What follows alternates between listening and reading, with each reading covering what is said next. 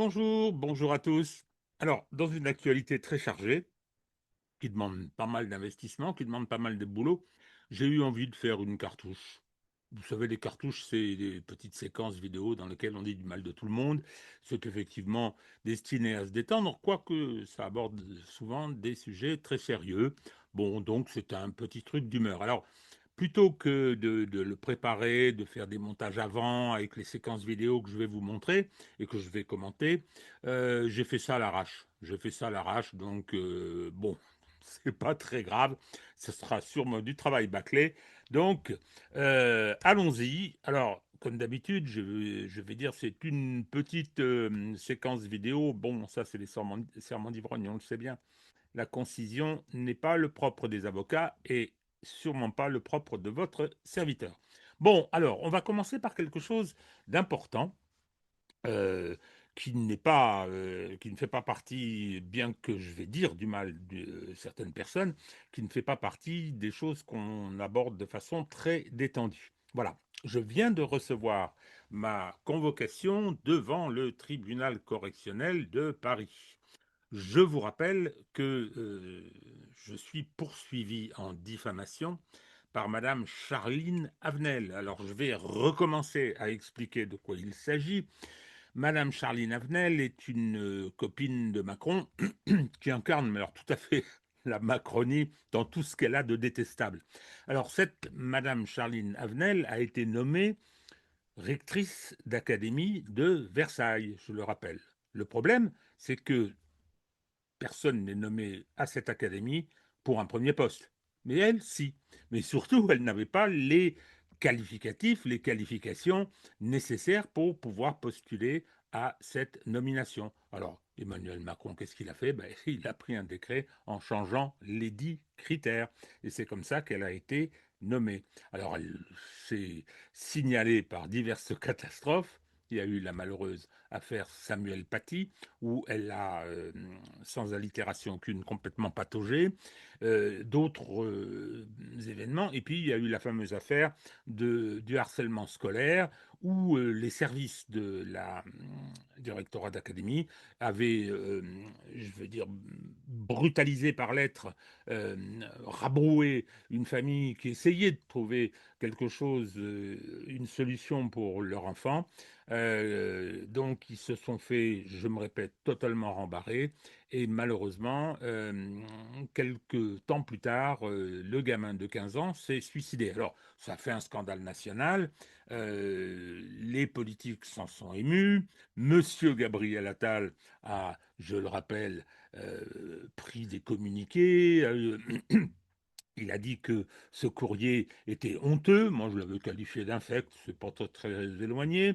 Il a fait faire une enquête qui a révélé, et c'est lui qui l'a communiqué, 55 courriers problématiques émanant de cette administration, pour les mêmes sujets d'ailleurs, semble-t-il.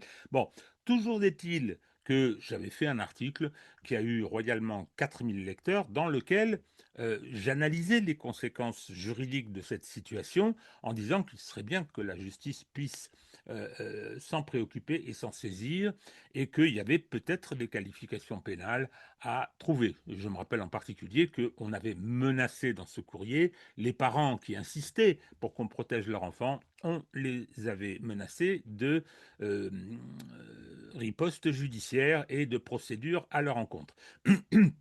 Donc, mon article, bon, on n'avait rien d'extraordinaire, enfin, je ne le considère pas du tout comme diffamatoire, mais Madame Avenel a trouvé que c'était insupportable et intolérable qu'on ose mettre en cause pardon, une copine d'Emmanuel Macron, une protégée. Alors, elle avait quitté le rectorat d'académie pour aller pantoufler dans une boîte privée. C'est un sport qui concerne beaucoup cette haute fonction publique macroniste et surtout socialiste, la haute fonction publique d'État socialiste qui est une des plus corrompues du monde. Eh bien, elle est. Alors, je ne parle pas de sa corruption à elle, hein, ça, celle-là, je pense qu'elle fait partie de ce monde. Elle est allée pantoufler dans une boîte privée où elle n'est pas restée très longtemps et je ne sais pas pourquoi elle a quitté ce poste et elle a été immédiatement récupérée, réinfiltrée, devinez par qui? Par Valérie Pécresse. Eh oui, c'est ce petit monde, cette caste, Valérie Pécresse, euh, dont on sait les rapports un peu particuliers qu'elle a eu avec, enfin, par l'intermédiaire de son mari, qu'elle a eu avec l'affaire Alstom. On va parler un peu plus loin hein, de cette brave euh, Madame Pécresse. Donc, cette affaire vient au mois de janvier, comme vous pouvez le voir, que vous l'avez vu sur cette convocation, et ce sera pour fixation. Ce sera pour fixation, et à ce moment-là, il y aura peut-être un renvoi, une audience de plaidoirie, peut-être deux, parce que vous savez, les délais de prescription sont très courts. Ils sont de 3 mois, donc de 3 mois en 3 mois, en fonction euh, du calendrier et des agendas de la 17e chambre du tribunal correctionnel de Paris. On dit tribunal judiciaire maintenant. Mais comme j'ai quitté la profession d'avocat, je suis devenu honoraire, sinon honorable. Avant que ce changement ait eu lieu, je continuerai à utiliser le terme tribunal de grande instance et tribunal correctionnel. Bien. Alors, on arrive à ce stade où maintenant il va falloir se retrousser un peu les manches et être sérieux. Alors, euh, lorsque j'en avais parlé, j'avais indiqué que c'était du harcèlement, mais qui relève de pas mal de démarches. J'ai eu d'autres plaintes. Il y a eu devant le Conseil de l'ordre, plaintes pour apologie du terrorisme, parce que j'avais osé critiquer l'ambassade d'Israël. Il y a eu d'autres choses, des saisines du Conseil de l'ordre disant que j'étais rien qu'à mal élevé parce que j'utilisais certains mots. J'avais pas utilisé le mot de passionnément antisémite, mais en fonction de la jurisprudence hein, qui vient d'être établie dans la fameuse affaire Enthoven, je pense qu'il est tout à fait normal, dans un débat vif, d'utiliser certains adjectifs. Eh bien, non, non, non, on me demande au Conseil de l'ordre de me sanctionner. Alors bon, ça tombe régulièrement, ça. L'affaire de diffamation est plus sérieuse, donc je vais avoir besoin de vous. Je vais avoir besoin de vous.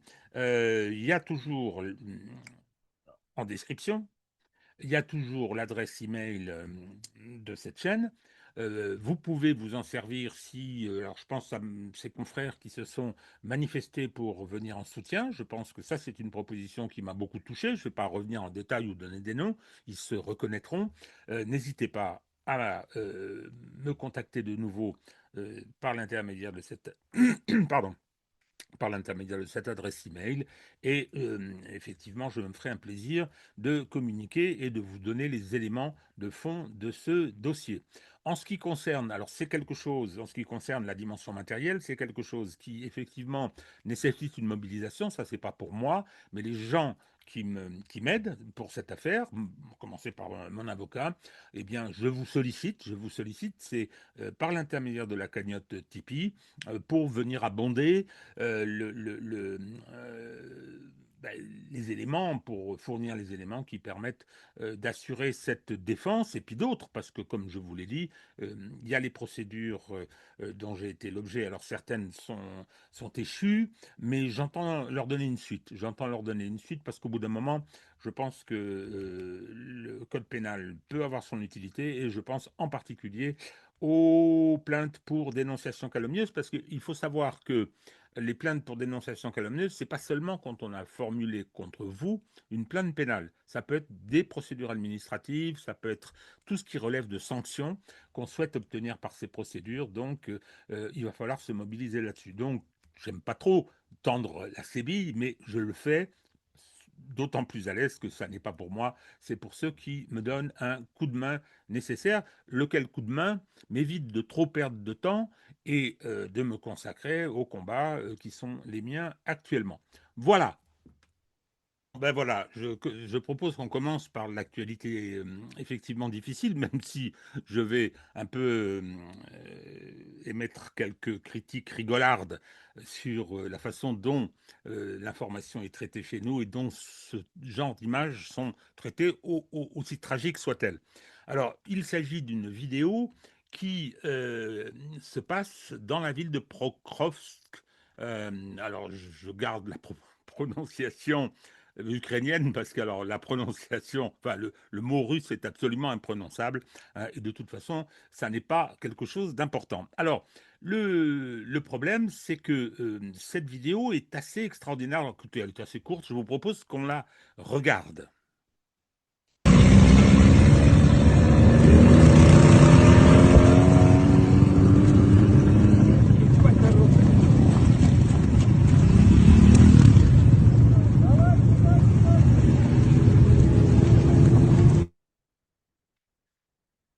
C'est quand même assez étonnant. On est à Prokrovsk, c'est un lieu d'une bataille très importante, acharnée. Qui, semble-t-il, du côté ukrainien, fait beaucoup de victimes. Et puis, bon, c'est un chaudron qui a été fermé, il y a des redditions, il y a des bombardements, et on s'aperçoit que ben, on n'a pas des assauts de viande, comme on dit, hein, vous savez, avec des pelles, comme nous dit M. Pujadas ou M. Rochebin. Non, non, on a des gens qui viennent avec, en moto, qui sont dans des voitures, non pas des véhicules blindés pour se protéger, non pas des chars, n'en parlons pas, non, non, des voitures bricolées. Et c'est une façon de faire la guerre, mais complètement différente, parce que ce sont de part et d'autre des armées sérieuses, sinon très sérieuses. D'un côté, vous avez l'armée russe, qui est une des premières du monde, quoi, que nous racontent les imbéciles sur les chaînes d'infos. Et de l'autre côté, nous avons une armée ukrainienne qui est organisée, encadré, équipé par l'OTAN. Donc c'est quelque chose d'important. Or, ça, c'est la conséquence, ce qu'on voit là, c'est la conséquence de la guerre des drones. Et je vous propose de regarder justement les véhicules utilisés.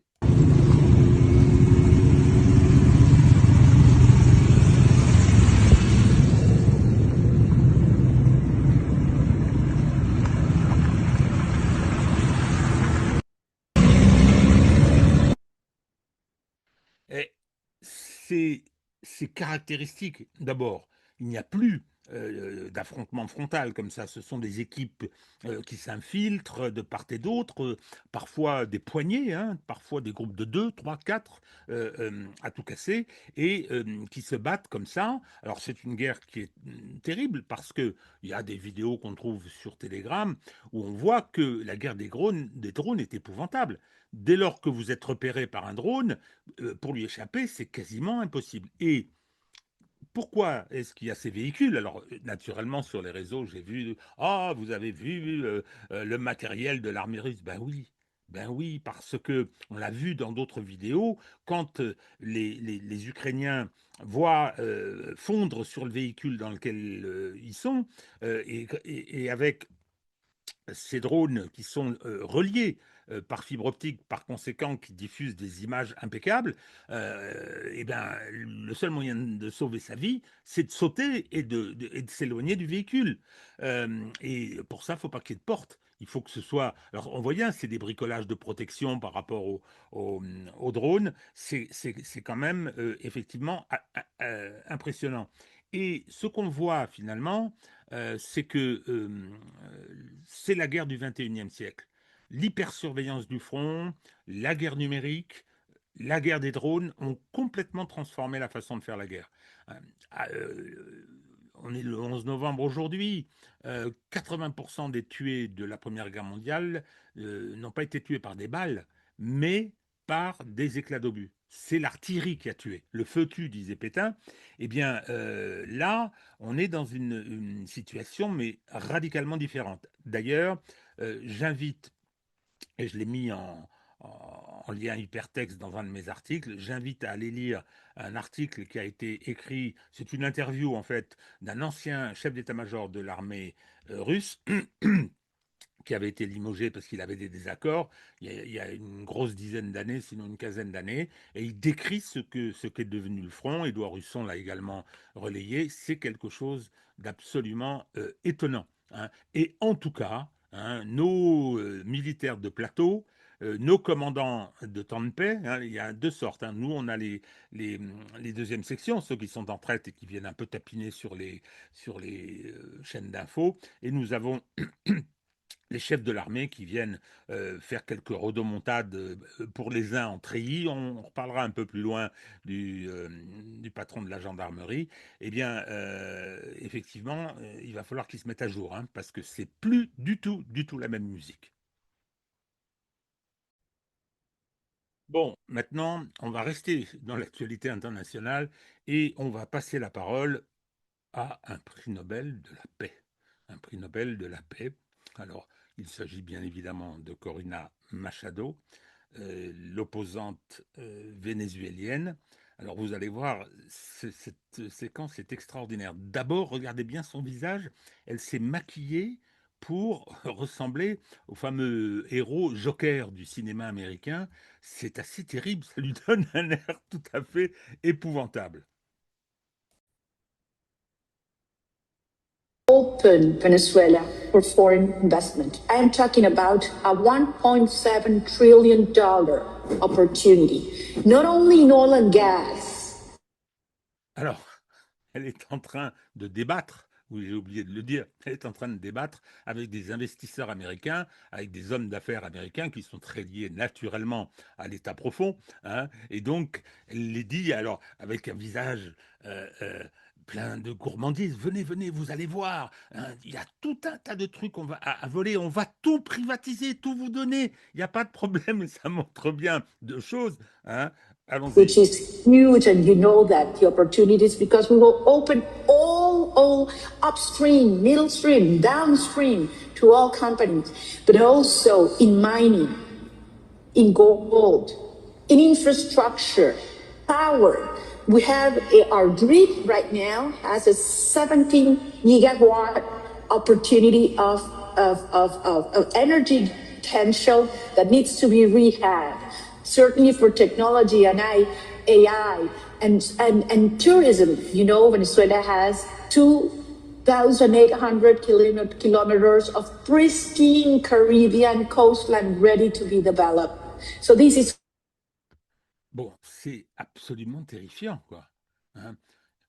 On va se gaver, vous allez voir, on va se gaver. Il y a de l'or, et puis en plus, il y a des côtes, hein, il y a des côtes avec de l'eau transparente. On va pouvoir faire des hôtels, y mettre des bordels comme à Cuba avant la révolution cubaine.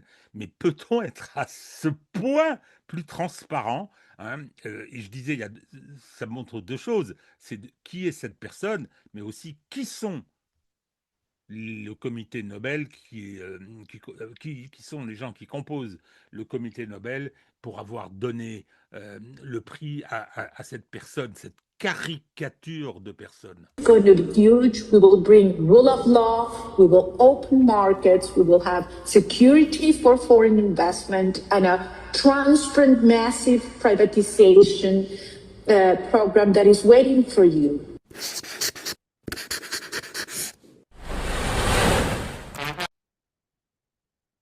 Ébouriffant. Alors, c'est mon ami Romain Migus, que vous connaissez un peu, ceux qui nous suivent, qui a mis cette vidéo en ligne d'abord et puis qui s'est occupé des sous-titres. Et je pense que c'était tout à fait indispensable. Bon, donc, voilà pour l'actualité internationale. Bon, retour à l'Hexagone. Alors, on va commencer avec Manuel Bompard, qui est, je veux dire, un des collaborateurs rapprochés de Jean-Luc Mélenchon et qui, en général, se débrouille pas mal, moi, je trouve, dans les débats, parce que de toute façon, lui, dès qu'il arrive à la télévision, hein, il tombe dans un guet-apens. Et là, on en a eu un extraordinaire et il a été très bon. C'est l'exploit de Madame Bouillaguet, je crois que c'est comme ça qu'elle s'appelle, journaliste, je le mets entre guillemets, hein, c'est comme ça qu'on fait, journaliste du service public, on met ça aussi, qui n'a de service public que le fait que c'est nous qui le payons, mais pour le reste, tout le traité de concession est violé absolument tous les jours, tous les jours. Hein. On espère simplement qu'il lui arrivera la même chose que la BBC, qui, pour avoir fait une manipulation à l'encontre de Donald Trump, est en train de se retrouver probablement attrait devant les tribunaux. Trump va leur demander, si il n'accepte pas ces conditions, va leur demander $1 milliard de dédommagement. Quand on sait comment pratiquent les tribunaux américains, ça risque d'être très amusant. En tout cas, chez eux, on a démissionné. Il y a 2 responsables de la ABC, le patron, je crois, je ne sais plus, enfin peu importe, hein, qui ont quand même donné leur démission. Ce n'est pas chez nous que ça risquerait d'arriver. Hein, c'est-à-dire que vous pouvez avoir des catastrophes comme celle dont je vais parler là, hein, enfin je vais vous montrer les éléments, ou à l'occasion de rapports de la Cour des comptes qui montrent la catastrophe. Non, là, il n'y aura aucun problème. Comme Madame Avenel, on ne démissionne pas. Comme Madame Descartes, la patronne du Louvre, on ne démissionne pas chez Macron. Et d'ailleurs, Macron, le premier, hein, monsieur 11%, alors là, il n'y a aucune chance qu'il démissionne, mais comme les politiques chez nous sont tellement lâches qu'il se trouvera, enfin, c'est quand même extraordinaire. On apprend hier par Nono le Neuneu, par notre cher Bruno Le Maire, qu'il a menti, d'abord devant la représentation nationale, personne ne bouge, le parquet ne bouge pas, hein, et qu'il a prétendu que rien n'avait été dissimulé, et il vient de l'avouer en montrant une lettre qui a été adressée à Emmanuel Macron pour appeler son attention sur le dérapage des finances publiques pour 154 milliards d'euros, hein, et que Emmanuel Macron a refusé qu'on saisisse le Parlement d'une demande de rectificatif du budget pour intégrer cette donnée. Non, il a menti à la représentation nationale directement, Bruno Le Maire, mais Emmanuel Macron, lui, il a violé la Constitution, tout simplement. Vous pensez que ça réagit dans les médias? Quasiment rien. Dans la classe politique, quasiment rien. Hein, il devrait y avoir, dès aujourd'hui, il devrait y avoir la saisine de nouveau d'une procédure, de la saisine du bureau de l'Assemblée pour une procédure de destitution. Non, il ne se passera rien. Donc, Bompard, je vous propose la partie de la vidéo qui concerne Madame Bouillaguet, parce qu'il y avait d'autres membres sur le plateau. Il y avait une journaliste du Monde qui, eux, ont été aussi infects que Madame Bouillaguet, mais la façon dont Bompard a traité le problème et l'évidence des mensonges journalistiques, de la défaillance invraisemblable de cette journaliste qui a passé son temps à proférer des fake news, tout simplement. Alors, l'ARCOM est saisi, là non plus, il ne se passera rien. Hein. On sait très bien que l'ARCOM est dirigé par un bon copain d'Emmanuel Macron, hein, et qu'il est absolument indispensable de ne faire au système Macron absolument aucun chagrin, et surtout pas concernant le service public qui appartient à tous les Français. En tout cas, respect à Manuel Bompard. On entend que vous célébrez Zoran Mamdani. Il est ouvertement pro-palestinien et il a repris en son temps un slogan, le slogan mondialiser l'intifada, en clair, faire la guerre aux Juifs partout dans le monde. Et quand on lui demande de condamner le 7 octobre, et bien souvent il botte en touche, il répète que le problème, c'est l'occupation d'Israël. Est-ce que ça ne vous choque pas? Il y a 3 fausses informations dans ce que vous venez de dire. D'abord, le fait que ça voudrait dire faire la guerre aux Juifs partout dans le monde. Comment vous traduisez ça? Mondialiser l'intifada, je veux bien votre définition. Je vais corriger vos 3 contre-informations avant de répondre à votre question. Mais mondialiser Deuxièmement, il n'a pas utilisé ce slogan. Ça, c'est une deuxième contre-information. Si, il l'a utilisé, il a repris à son constat. Pas récemment, il ne l'a pas utilisé. On lui a posé la question de savoir si ça le choquait que des jeunes personnes l'utilisaient. Et il a dit, je ne suis pas là pour faire la police des mots. Et vous traduisez ça par le fait que lui a utilisé ce slogan. Il l'a repris pardon, madame, de vous le dire. Pardon, madame, de vous le dire, mais je crois que vous êtes ici pour informer les gens et pas les désinformer. Et là, en l'occurrence, par votre question, vous les désinformez. Donc, personnellement, je n'ai pas non plus utilisé ce slogan. Par contre, je salue l'engagement de Zoran Mamdani contre le génocide en cours à Gaza. Et je dis d'ailleurs que ça lui a valu à peu près les mêmes procès que ceux que subit la France insoumise depuis des mois et des mois de manière particulièrement infecte et particulièrement inacceptable. Donc ne pas condamner le 7 octobre il a évidemment condamné le 7 octobre. Madame, s'il vous plaît, franchement, donnez des informations qui sont exactes, parce que sinon, vraiment... Alors, une information exacte, il lève des fonds pour l'UNRWA. C'est une agence onusienne qui est accusée de collusion avec le Hamas. Madame, ça, c'est pas un problème aussi? L'UNRWA, oui. Vous parlez d'une agence de l'ONU. Il y a eu une enquête qui a été faite sur ce sujet, sur cette soi-disant collusion avec le Hamas. Quelles ont été les conclusions de cette enquête, madame? C'est qu'il n'y avait aucune collusion avec le Hamas. Donc, s'il vous plaît, et c'était une enquête qui était une enquête indépendante et internationale. Mais franchement, vous vous rendez compte de la question que vous êtes en train de me poser? L'UNRWA, c'est une agence humanitaire qui ouvre des écoles pour les enfants palestiniens. Et vous êtes en train de reprocher à Zoran Mamdani de financer l'UNRWA. Vous savez que la France finance l'UNRWA. Et vous savez que heureusement que la France finance l'UNRWA et qu'aujourd'hui Donald Trump veut plus financer l'UNRWA. Mais franchement, je crois que vous êtes vraiment trompé dans votre question. Manuel Bompard, on entend que vous...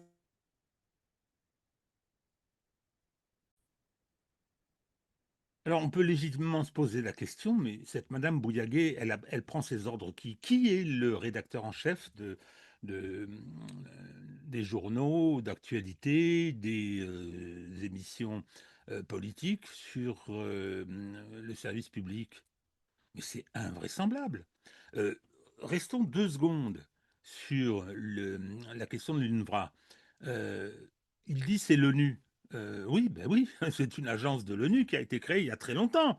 Il y a très longtemps, après 1948, compte tenu de la Nakba et des 750 000 Palestiniens qui avaient dû quitter la terre qu'ils occupaient depuis 2 ou 3 000 ans. Bon, parce que c'est ça la réalité de l'histoire. Bon sang de bonsoir. Eh bien, c'est l'ONU et elle relaye une nouvelle fake news, une accusation israélienne, c'est-à-dire qu'elle se fait l'interprète de Benjamin Netanyahou, mais c'est invraisemblable, c'est absolument invraisemblable.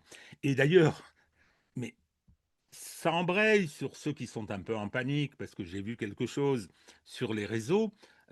Oui, mais effectivement, c'est une agence de l'ONU que la France finance. Bon sang de bonsoir. Vous vous rendez compte? Mamdani, eh ben, il donne des fonds à une agence de l'ONU, comme la France. Hein? Vous trouvez ça normal? Hein? Non, non, mais alors, hein, Emmanuel Macron, qui s'est d'ailleurs fait insulter après la reconnaissance de l'État de Palestine, il s'est fait insulter et traiter de suppôt du Hamas par tous les excités. Mais je reviens sur l'UNRWA, j'ai vu le plus beau des arguments, hein, qui a été de dire, mais vous vous rendez compte, l'UNRWA, hein, c'est effectivement un organisme de l'ONU, mais à l'ONU, eh ben, la Chine et la Russie ont le droit de veto au Conseil de sécurité. Non, mais c'est incroyable, ça. Hein, si les métèques, si les sous-hommes, si le tiers-monde, parce que la Chine c'est le tiers-monde hein, pour ces gens-là, hein, et la Russie c'est pareil, si les moujiks ont le droit de veto au Conseil de sécurité de l'ONU, c'est la fin du monde. Non mais où est-ce qu'on va, quoi? Et ça c'est le service public, c'est absolument invraisemblable. De nouveau, respect, monsieur Bompard. Bon, restons sur les questions de l'information. Non, là, je vais être sérieux. Effectivement, les progrès fulgurants de l'intelligence artificielle, de l'IA, moi, c'est quelque chose qui me passionne, je le reconnais. Je m'en sers comme ça, mais ça commence à prendre un tour vraiment vertigineux. Et il devient de plus en plus difficile de savoir si les images que l'on voit sur les réseaux, que l'on voit sur les médias, sont des images fabriquées par l'intelligence artificielle ou des images réelles. Alors certains vous diront, oh non, en fait c'est facile, etc. Non, c'est pas si simple que ça. C'est pas si simple que ça, il y a des petits détails peut-être, mais quand on regarde ça rapidement, c'est pas évident. Bon, il y a eu un problème, une petite polémique pour les buvettes du Parlement. Moi, je les connais toutes les deux, je les ai pratiquées. Et même, d'ailleurs, dans ma vie professionnelle, j'avais fait l'ingénierie juridique, j'avais accompagné le Sénat pour les délégations de services publics de sa restauration. Ça reste un bon souvenir. D'abord parce que le Sénat, c'est une maison qui est assez sympa, il faut reconnaître. On y travaille de façon différente de l'Assemblée nationale. On dit que ça sert à rien, je suis pas tellement d'accord. Moi, j'ai travaillé avec des commissions, on a du temps, etc. Puis alors, la partie réception, c'est-à-dire là où il y a le restaurant, là où il y a le logement de fonction du président, c'est une espèce de sous-préfecture de province, c'est vachement sympa. Bon, je ferme la parenthèse sur mon penchant pour le Sénat. Je n'ai jamais été candidat et j'ai même jamais envisagé d'y siéger, bien évidemment. Je me demande bien qui aurait voté pour moi d'ailleurs. Bon, donc il y a eu une polémique concernant les buvettes. Les buvettes à l'Assemblée, on y sert de l'alcool, c'est évident, on le comprend, et, à celle du Sénat aussi. Moi, je trouve ça curieux qu'on veuille supprimer l'alcool. Je pense qu'on vaudrait mieux qu'on fasse un vrai travail concernant l'usage de la drogue dans la sphère politique, pas seulement politique, mais dans la sphère politique. Il y a eu suffisamment d'histoires qui montrent bien la gangrène que cela représente aujourd'hui. Donc, interview de Gérard Larcher concernant cette nécessité ou pas de ne plus servir d'alcool à la buvette des deux chambres du Parlement. Je vais vous dire, j'en ai assez de ces prohibitions, de ces interdictions. Bien sûr, il faut consommer avec modération, mais il y a des choses importantes et des choses accessoires. Allons à l'importance et à l'intérêt de notre pays. Arrêtons les gadgets. Laissez ma buvette tranquille. Vous m'entendez? C'est à nous ici. C'est notre refuge, notre dernier bastion. Allez, servez-moi encore.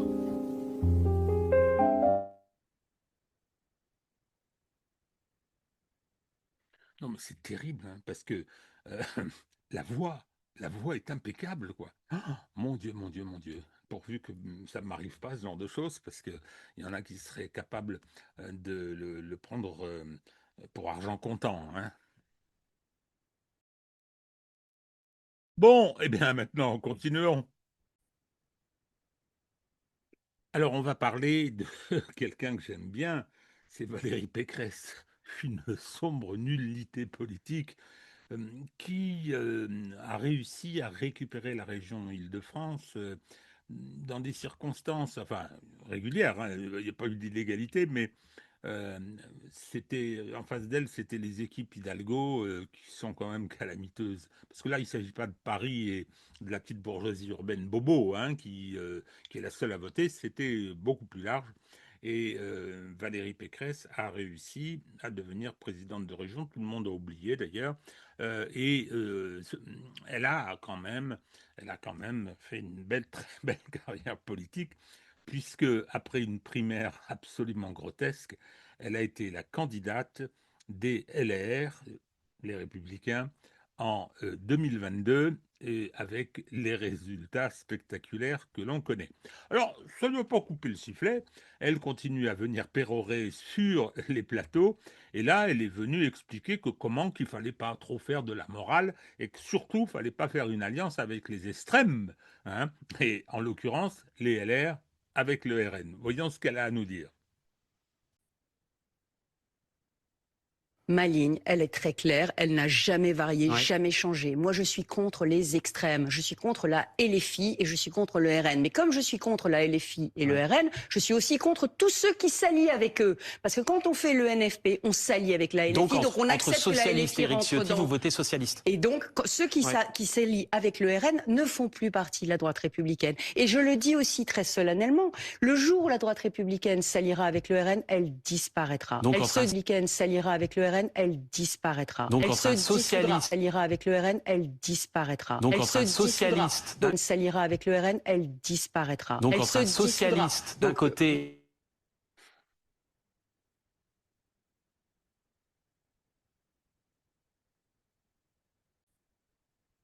Bon, c'est pas un bug, hein, c'est moi qui l'ai remis à chaque fois parce qu'elle disparaîtra. C'est tellement risible. Et surtout quand on met tout ça en face du réel, c'est absolument meurtrier. Bon, voilà le résultat de l'élection présidentielle de 2022. Nous avons 4,8%. Donc Madame pour Valérie Pécresse, qui était la candidate, elle nous dit solennellement que s'il y a une alliance avec le RN, les Républicains vont disparaître. Mais, chère madame, ils ont déjà disparu. Vous avez 1,5 point de différence avec Jean Lassalle. C'est un grand exploit. C'est une victoire tout à fait conséquente. Vous réfléchissez pas une minute lorsque vous pérorez comme ça, en prenant des grands airs, je suis solennel. Et vous avez été grotesque pendant cette campagne. Ça ne doit pas être facile. Vous avez dû faire la quête pour, n'ayant pas dépassé les 5%, vous faire rembourser des frais que l'État ne pouvait pas vous rembourser, des frais de campagne. Donc, vous devriez être modeste et éviter de donner des leçons de morale comme ça. C'est du dernier ridicule. Alors, continuons la distribution de paires de claques. Cette fois-ci, ça va être le tour de François Ruffin. Alors, c'est assez curieux, François Ruffin. On a l'impression qu'il a pris la grosse tête. À un moment, on va quand même rappeler que c'était un compagnon de route très étroit de la France Insoumise, de LFI. Il appartenait au groupe LFI dans la mandature postérieure. Enfin, oui, depuis 2000, il est député depuis 2017. Oui, il est réélu en 2022. Et en 2024, il est en grande difficulté. Il est en grande difficulté et c'est justement l'alliance NFP dont Jean-Luc Mélenchon a été un moteur qui lui a permis de sauver son siège. À la fin, après le premier tour, il n'était pas très très à l'aise. Alors c'est quand même effectivement un peu désagréable de le voir passer son temps à tirer dans le dos de ses copains. C'est quand même assez significatif. Alors, il a dit partout, il a mis beaucoup d'eau dans son vin politique. Hein. Et oui, je suis social-démocrate, il s'est rapproché des uns, des autres, il se fait véhiculer dans les voitures avec chauffeur du Parti socialiste, et puis il a fait cette chose détestable lorsqu'il a été interrogé sur le génocide de Gaza. Il a dit, ça n'est pas un génocide, et quel a été son argument qui me l'a rendu définitivement détestable, c'est qu'il a dû sortir sa calculette, et puis il a dit, ah ben il n'y a pas assez de morts. On ne peut pas dire que c'est un génocide, il n'y a pas assez de morts. Quand 600 spécialistes le disent, quand des centaines de juristes le disent, lorsque des juridictions disent qu'il y a un risque important, elles ne pouvaient pas dire autre chose parce qu'elles statuaient dans ce qu'on appelle un référé, dans le langage français, hein, c'est pas exactement ça, la Cour internationale de justice. Donc, je pense aussi au discours de Omer Bartov, qui est un Israélien spécialiste mondial des génocides et qui est venu faire une intervention au Collège de France en disant « Je suis spécialiste de génocide et je sais reconnaître les génocides quand il y en a un. » Et il a dit ça pour ça. Ah non, monsieur Ruffin, non, il n'y a pas assez de morts. 42, que je retiens 3, que je multiplie par 11. Ah non, je suis désolé, il n'y a pas de... Bon, mais je caricature pas parce que si vous voulez, c'est une défaillance morale d'une telle ampleur que vraiment, je trouve que c'est sans excuse. Alors, il continue sur ce registre, il continue. Voilà, son sport préféré maintenant, c'est pas le football, comme il nous avait dit lors des mandatures précédentes. Non, c'est le tir dans le dos de ses anciens amis.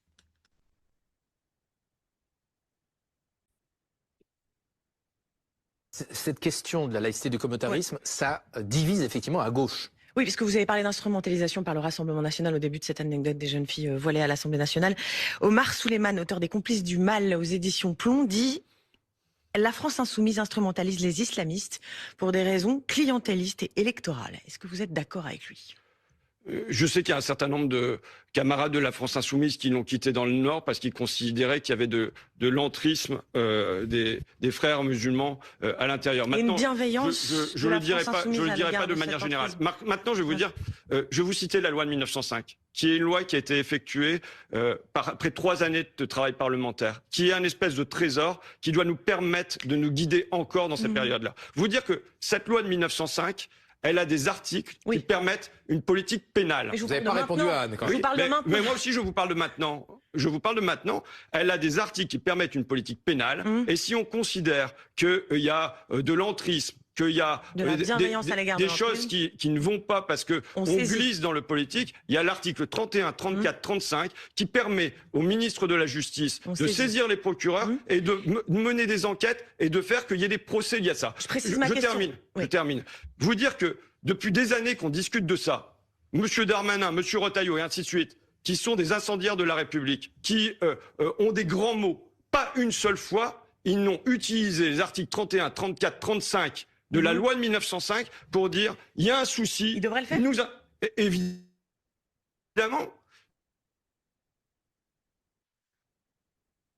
C'est absolument énorme. C'est absolument énorme parce que, en fait, qu'est-ce qu'il est en train de faire là? Il en appelle à la police et il en appelle à la justice, dont on sait très bien dans le système Macron ce qu'il faut en attendre. Et puis, il s'adresse à qui? Il s'adresse à Darmanin et à Retailleau, des grands démocrates, des grands, je veux dire, des sacrées personnalités de gauche. Et il dit, voilà, si on dit qu'il y a des problèmes concernant LFI, dans ses relations avec ce que les imbéciles appellent l'islamo-gauchisme, il y a des complaisances, il y a du clientélisme, c'est une évidence. Il ne me viendrait pas à l'idée de le nier. Il y a des choses qui m'exaspèrent. Mais là, qu'est-ce qu'il dit, lui? Qu'est-ce qu'il dit? Il dit, voilà, il y a des articles de la loi de 1905 qui permettent de réprimer. Qu'est-ce qu'on attend pour réprimer LFI? C'est à l'occasion de questions sur ces liens de LFI, soi-disant. Bon, il y a un livre qui est sorti là-dessus, il y a du clientélisme municipal à droite à gauche, c'est parfaitement exact, mais il vient de nous dire, lorsqu'on lui demande, mais est-ce que vous êtes d'accord lorsqu'on considère qu'il y a une collusion entre les frères musulmans, parce que c'est ça la question, il y a une collusion entre les frères musulmans et LFI, qu'est-ce que vous en pensez? Il répond, il n'y a qu'une chose à faire. Qu'attend M. Darmanin? Qu'attend M. Retailleau? Il n'est plus ministre de l'Intérieur pour l'instant, M. Retailleau. C'est Nunez. Qu'est-ce qu'ils attendent pour poursuivre? Et à l'appui de ça, il ment. Il ment tout simplement, ce brave garçon. Parce que qu'est-ce qu'elle dit, la loi de 1905? Article 31 qu'il cite. Il punit, cet article, les personnes exerçant des pressions pour contraindre quelqu'un à pratiquer ou ne pas pratiquer une religion. Ah bon? LFI, les militants de LFI font des pressions sur les gens pour les obliger, par des menaces, violences, abus d'autorité, discrimination religieuse, pour les obliger à pratiquer l'islam frériste. Article 32. Réprime les troubles à l'exercice d'un culte. Est-ce que, par exemple, le LFI rentre dans les églises catholiques pour interrompre les offices? Article 33. Punit les insultes, injures ou diffamations envers un citoyen ou un ministre du culte dans l'exercice du culte. Ils insultent les imams, les gens de LFI, parce que c'est ça que ça réprime. Ils insultent les curés, non, pas entendu ça. Punit la provocation à résister à l'exécution de la loi. Ça, c'est pas très clair. Par exemple, un responsable religieux qui appelle publiquement à refuser la loi. Interdit aux ministres, article 35, du culte d'utiliser leur autorité religieuse pour faire des discours politiques dans l'exercice du culte. Ça concerne les imams, mais je ne crois pas que les gens d'LFI font des prêches politiques dans les mosquées. C'est ça que ça réprime. Ça vaut pour les curés, mais eux, on ne les entend pas. Et le 36, sanctions en cas d'atteinte aux édifices religieux. Il y a des affaires comme ça. Il y a des poursuites. Quand on jette des têtes de cochon devant les mosquées, par exemple, ou lorsque, là, récemment, mais ça, là, on s'est bien gardé de poursuivre. On est venu dans une église insulter une bonne sœur, les choses étant filmées, le procureur refusant de poursuivre. Mais en quoi ces articles que monsieur Ruffin cite, en quoi concerne-t-il LFI? C'est complètement scandaleux, parce qu'il appelle à la répression. Il appelle à la répression. Je n'ai pas vu de réaction de LFI, mais je l'aurais mauvaise.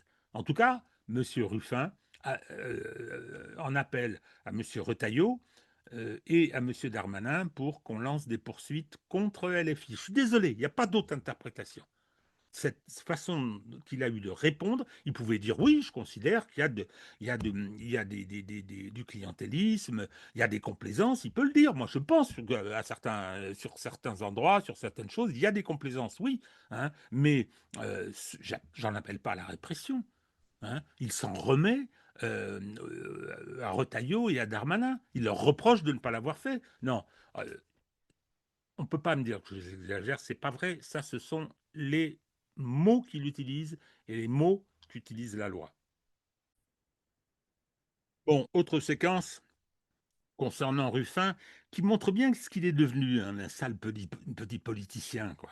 Hein, il avait suscité des espoirs auprès de certains. Moi, j'étais personnellement assez circonspect parce que son film initial, là, qui avait eu un certain succès, je l'avais trouvé très déplaisant, finalement. Il y avait une espèce de fond de mépris de classe dedans. Bon, moi, je dois être spécial. Bon, toujours est-il que là, on l'interroge sur Nicolas Sarkozy en détention. Et voilà ce qu'il répond en prenant l'air martial, en jouant les Robespierre.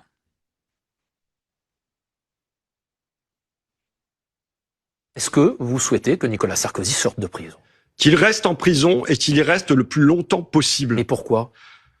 Et vous savez, si c'était quelqu'un de gauche qui avait fait ce qu'il a fait, je serais encore plus dur à son égard. Il y a eu un jugement qui lui a dit qu'il a commis un crime contre la nation. Il faut bien comprendre ce association de malfaiteurs. Crime contre la nation, c'est dans le jugement. Qu'est-ce qui s'est passé? C'est pas une petite affaire de corruption avec un promoteur immobilier. Monsieur Sarkozy a laissé ses deux lieutenants, Monsieur Hortefeux et Monsieur Guéant, aller négocier en Libye avec Monsieur Senoussi, le beau-frère de Monsieur Kadhafi, terroriste international, condamné par la justice française parce qu'il y a eu 52 morts, 52 Français qui sont morts à cause de lui. Et vous savez, au procès, il y a eu ce moment où les familles de victimes sont venues au tribunal et ont dit, les yeux dans les yeux, à Monsieur Sarkozy, Monsieur Guéant et Monsieur Hortefeux, vous nous avez trahis. Bon, une fois de plus, alors, il dit absolument n'importe quoi. Il faut qu'il reste le plus longtemps possible en prison. Mais qui est-il? C'est un ignare, un analphabète juridique et judiciaire. Il y connaît strictement que dalle, mais il prend la pause là. Hein. Alors il piétine effectivement Sarkozy qui vient d'être profondément humilié.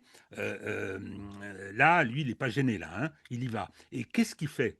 Il prend pour argent comptant ce que les magistrats, dans une vendetta de 20 ans, en construisant quelque chose de complètement artificiel, il n'y a aucun rapport en dehors de ce que le tribunal a fait, comme il l'a fait dans l'affaire de l'inéligibilité de Marine Le Pen, comme il l'a fait dans les affaires Fillon, hein, comme il le fait, mais de façon négative, comme il le fait dans les affaires d'Alstom, qu'il refuse de poursuivre, dans les affaires McKinsey, qu'il refuse de poursuivre, dans les massacres des Gilets jaunes, les centaines et centaines de peines de prison ferme, cela, il n'est pas intervenu pour demander qu'il soit libéré. Ce sont les mêmes magistrats, ce sont les mêmes faces ce sont les faces de la même pièce, pardon. Hein. Et là, comme ça tape sur Sarkozy, et ça lui permet d'utiliser des grands mots, hein, il est content. Et c'est de l'arbitraire, parce qu'on va quand même rappeler qu'est-ce que c'est que...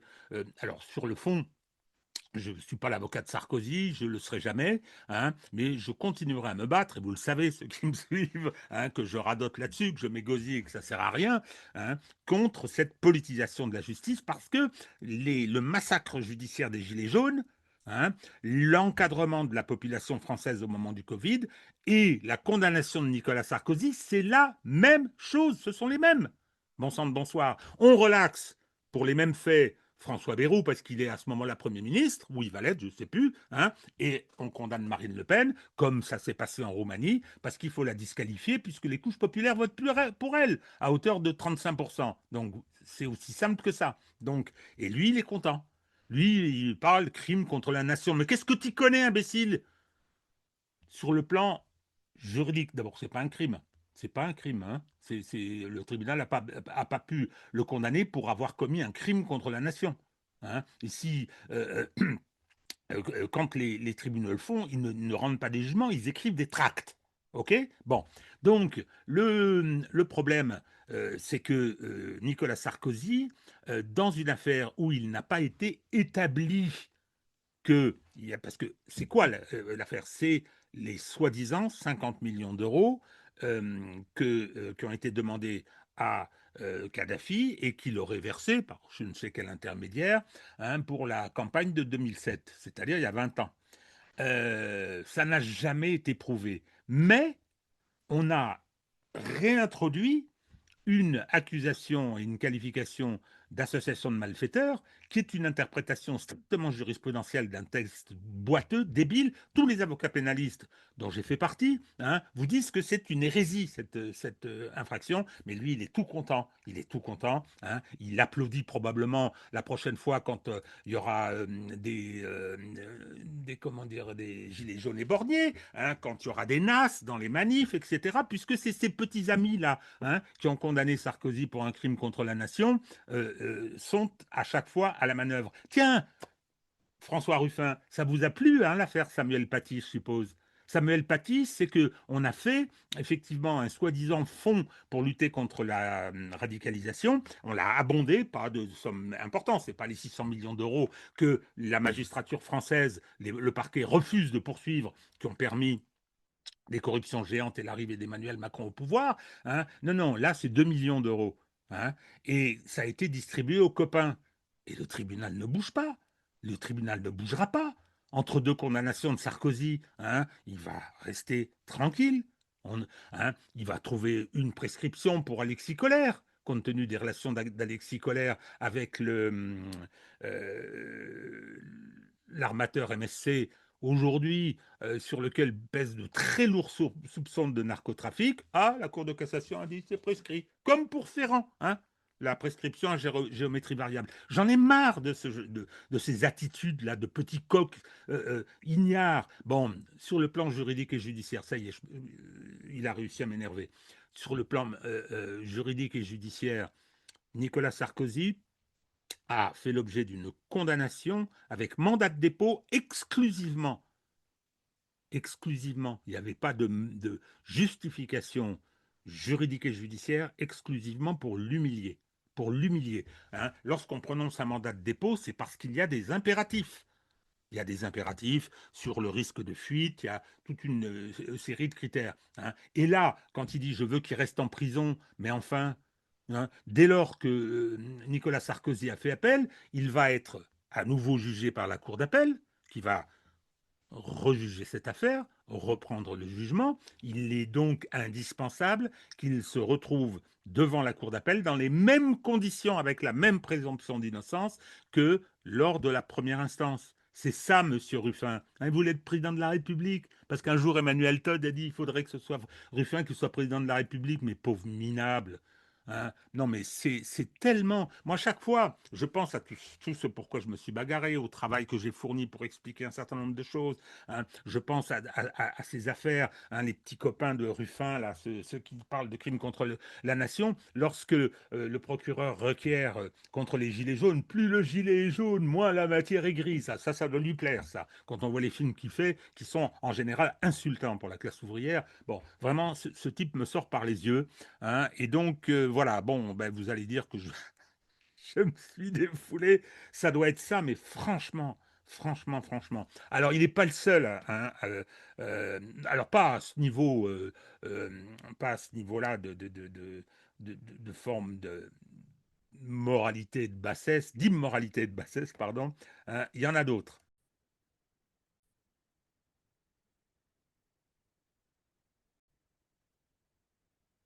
Et voilà, ça recommence. Ça recommence. Alors, c'est pas même de Greg Ruffin, mais c'est la même chose, quoi. On fait de la politique par juge interposé, on ne connaît absolument pas les règles de la procédure, on ne connaît absolument pas les raisons pour lesquelles Nicolas Sarkozy doit être mis en liberté. On oublie que cette décision du mandat de dépôt et de la condamnation à une peine de prison ferme avec mandat de dépôt est uniquement une mesure de vendetta destinée à l'humilier, et également pour venir dire, regardez comme on est dur avec les puissants. Hein, alors qu'on sait très bien qu'il ne se passera rien, et je me répète, il ne se passera rien dans l'affaire du fonds Marianne, il ne se passera rien dans McKinsey, il ne se passera rien dans Alstom, ça c'est maintenant, c'est terminé. Ferrand, lui, hein, le gratteur breton, hein, les infractions étaient toutes constituées. Le pauvre Van Ruymbeck voulait le mettre en examen, puis il a été dessaisi comme par hasard. Hein, il est mort depuis, le pauvre. Ça, c'était un vrai magistrat. Et donc, voilà, bon, c'est une litanie, hein, les protégés et ceux qui subissent cette justice, mais ce sont des décisions rendues par les mêmes. Par les mêmes. Ceux qui condamnent les Gilets jaunes sont les mêmes que ceux qui ont condamné Nicolas Sarkozy. Hein, et pour des dossiers aussi creux et aussi vides dans un cas comme dans l'autre.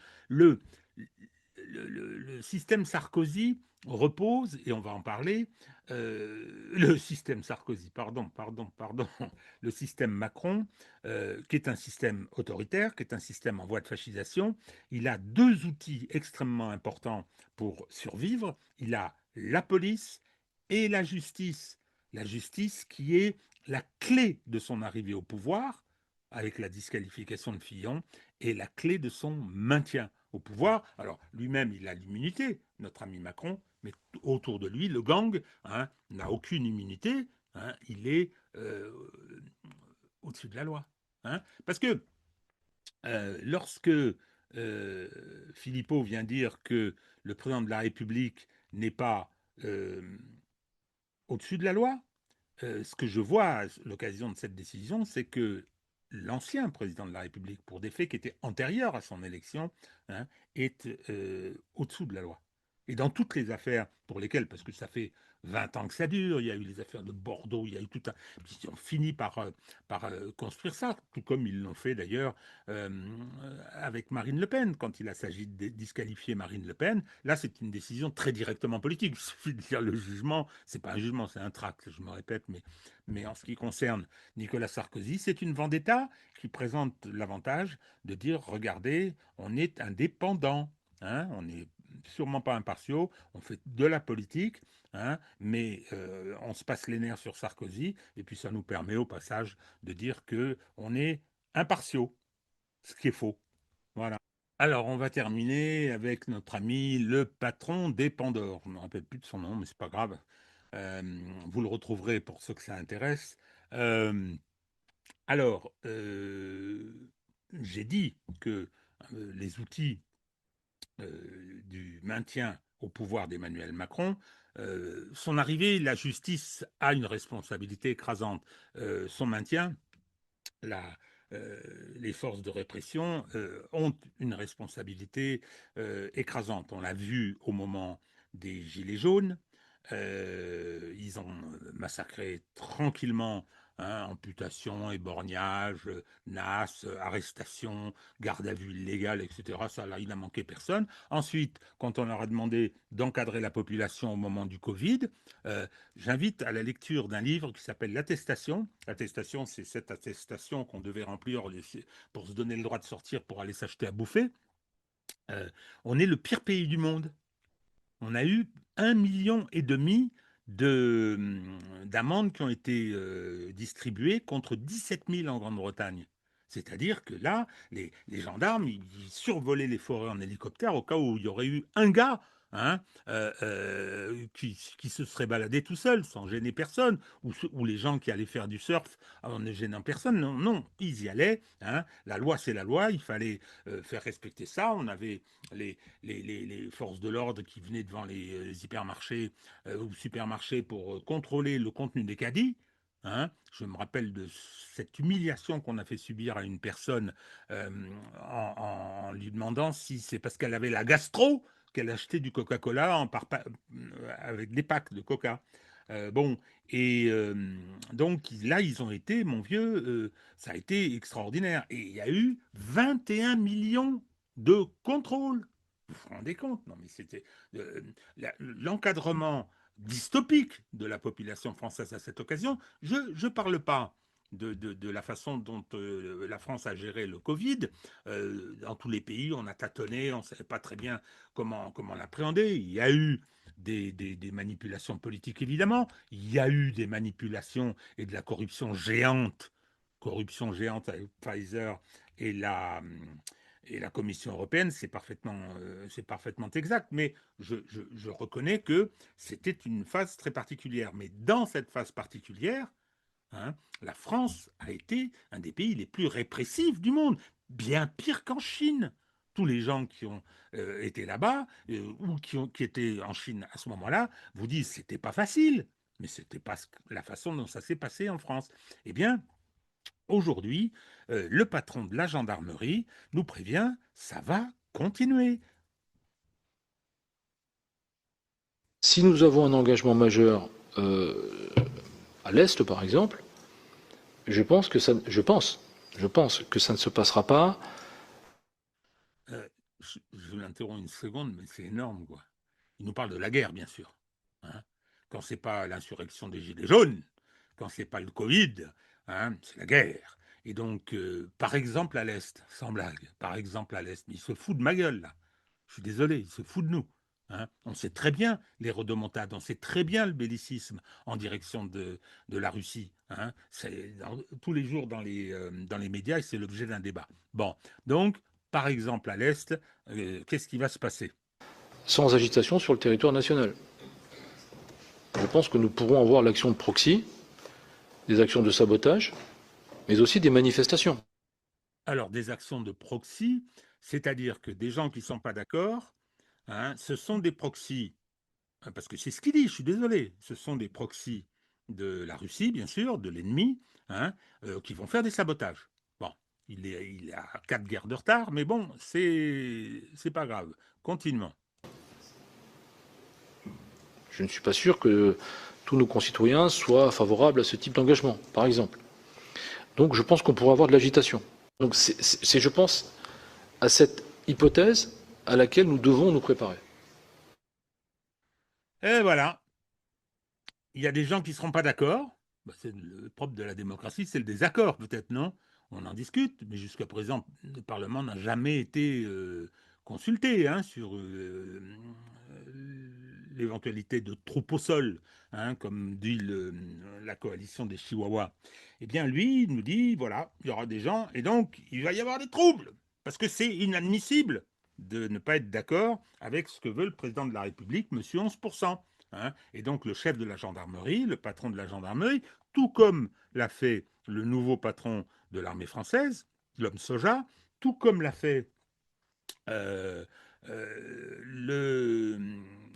chef d'état-major de l'armée de terre, hein, qui a débarqué en treillis avec ses petits poings serrés, ces généraux du temps de paix, hein, voilà, vous allez voir ce que vous allez voir. Hein.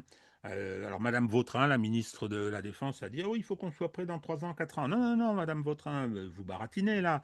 Hein, le général Schill, il nous a dit demain matin. Bon, très bien. Donc, lui, qu'est-ce qu'il nous dit? Il nous dit bah, écoutez, on va réactualiser le carnet B. Qu'est-ce que c'est le carnet B? Nous sommes le 11 novembre. Hein, c'est que, effectivement, le 1er août 14, au moment du déclenchement de la Première Guerre mondiale, il y avait ce qu'on appelait le carnet B, c'est-à-dire que les forces de l'ordre avaient un registre des personnes susceptibles de s'opposer à la guerre, syndicalistes, anarchistes, et qu'il fallait à ce moment-là mettre hors d'état de nuire, il fallait peut-être les arrêter, je ne sais pas. Hein. Il y avait effectivement un courant pacifiste. Hein. Jean Jaurès a été tué pour ça, la veille du déclenchement du grand massacre.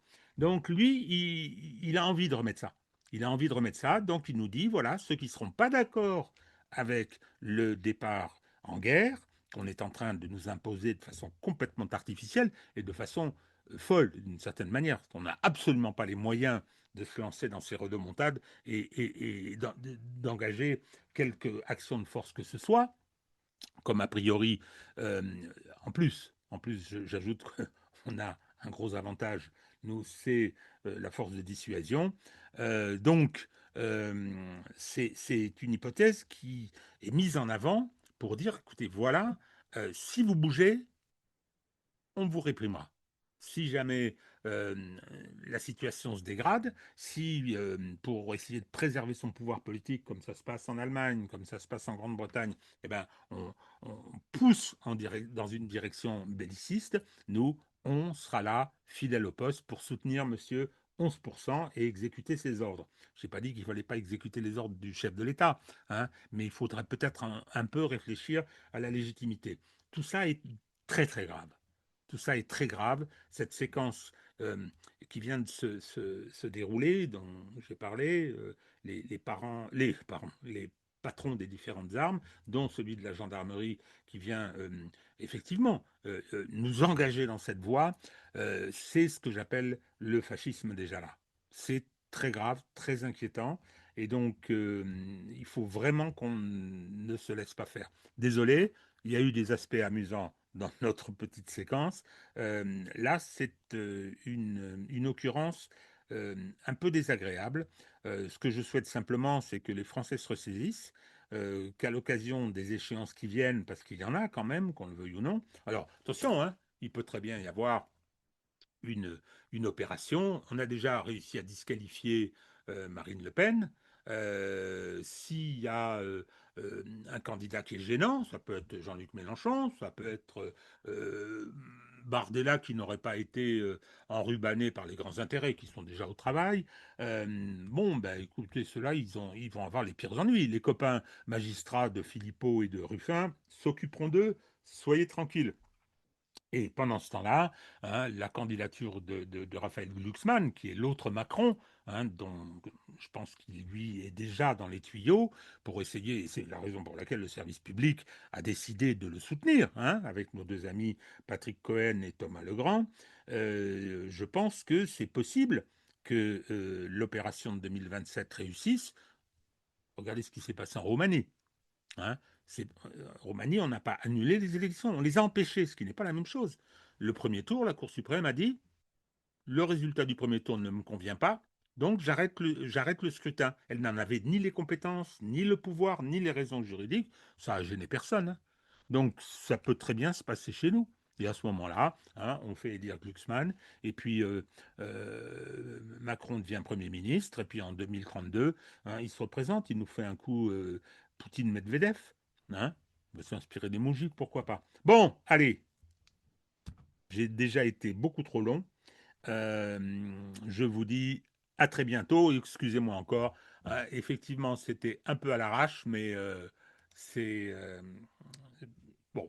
Je n'avais pas trop le temps de peaufiner, donc débrouillez-vous avec ça. Allez, à bientôt.